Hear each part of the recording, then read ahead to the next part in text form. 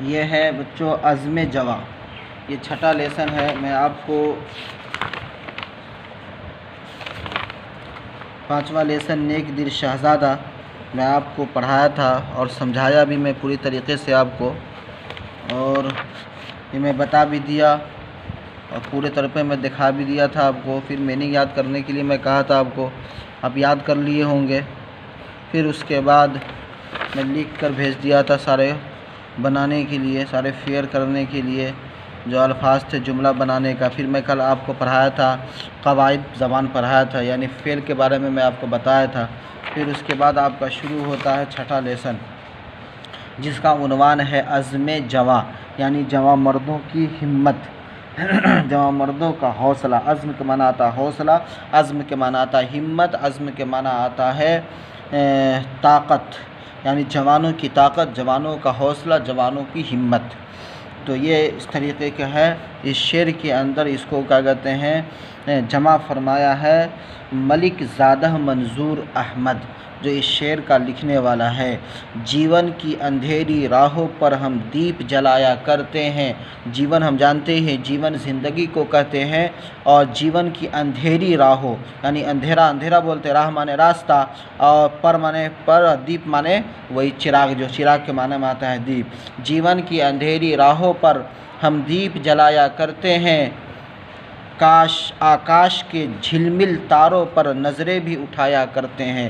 یعنی آکاش کا مطلب آتا ہے آسمان، اور جھلمل تاروں مانے چمکتا ہوا، جھلملاتا ہوا تاروں پر نظریں بھی اٹھایا کرتے ہیں، یعنی چمکتے ہوئے تاروں پر نظر کو گرا کے رکھنا، نظر کو دیکھنا اس تھوڑا سا مشکل ہوتا ہے، اس لیے دیا ہے جیون کی اندھیری راہوں پر ہم دیپ جلایا کرتے ہیں، آکاش کے جھلمل تاروں پہ نظریں بھی اٹھایا کرتے ہیں۔ یعنی ہمارے اندر وہ حوصلہ ہے، وہ ہمت ہے، وہ جذبہ ہے کہ ہم کیا کہتے ہیں جھلمل ہوئے اندھیری راہوں پہ، جیون کی اندھیری راہوں پہ، جیون کے اندھیرے گھاٹاؤں پر، مصیبت کے راستوں میں، تکلیف کے راستوں پہ ہم جا کر دیپ چلائے جاتے ہیں۔ آندھی کے اندر بھی، طوفان کے اندر بھی ہم روشنی پیدا کر دیتے ہیں، دیپ جلا دیتے ہیں، اور آکاش کے جھلمے جو آسمان کے اندر جو ستارے جگمگاتے ہیں، ستارے جو جھلملاتے ہیں، جن کے اندر نظر ٹھہرانا آسان نہیں ہوتا ہے، ہم ایسے حالات میں بھی ہم وہاں پہ نظریں ٹھہراتے ہیں۔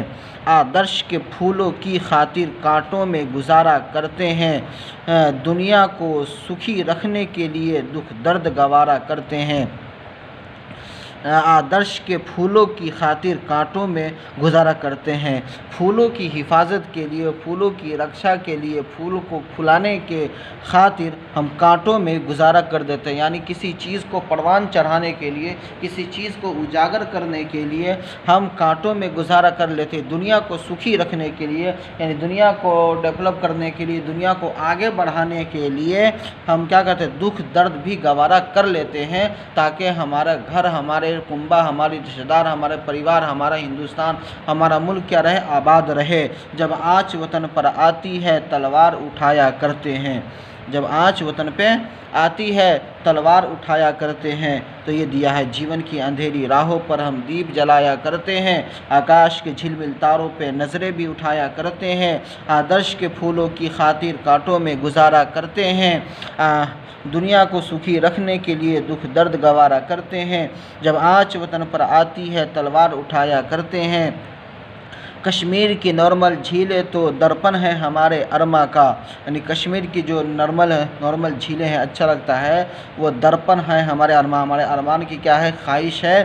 لداخ کی اونچی چوٹی پر سایہ ہے ہمارے ارما کا، لداخ جگہ کا نام ہے، اس کی اونچی اونچی چوٹی ہے، اونچی اونچی پہاڑیں ہیں، جو دیکھنے میں بڑی خوبصورت ہوتا ہے۔ اس کے اندر کیا ہے، اس کے سایہ، جو پہاڑ کی چوٹی، اس کے سایہ جو ہوتا ہے، اس کے اندر ہمارے ارما ہے، دیکھنے میں کیا ہوتا ہے اچھا لگتا ہے۔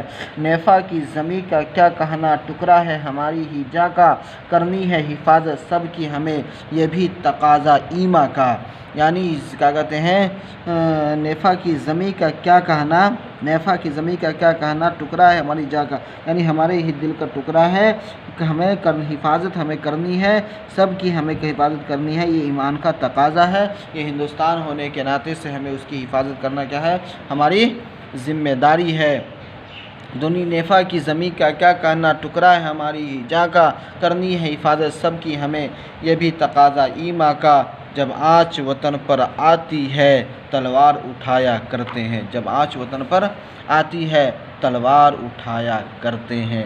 پھر اس کو ہے اس کے بعد یہ آپ کا شعر ہے، پھر میں آپ کو کل کیا کہتے ہیں اس کو میں آپ کو سمجھاؤں گا بہتر طریقے سے اور بتا دوں گا میں۔ پہلے آپ اس کو یاد کیجیے اور اس کو آپ سمجھیے جتنا میں نے آپ کو یہ والا سمجھایا ہے، پھر میں آپ کو کل بتا